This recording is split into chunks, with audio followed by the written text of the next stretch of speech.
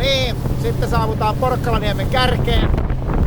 Pannaan vetoketjut kiinni ja tipot vähän syvemmälle päähän ja lähdetään ylittämään Porkkalaniemeen. Täällä on keli on aivan mahtava, aurinko paistaa ja riittävästi tuulta ja miehistö on varautunut aasialliseen toimintaan, sanoisinko näin.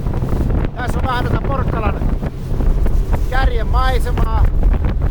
Siellä näkyy Porkkalan Römsärin majakka. Ja tässä on tämä Porkkalan kärki. Tää saaren sisäpuolella on merivartioasema tulli.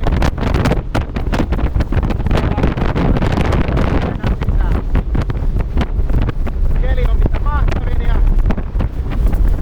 maisemat ei tästä enää hienone.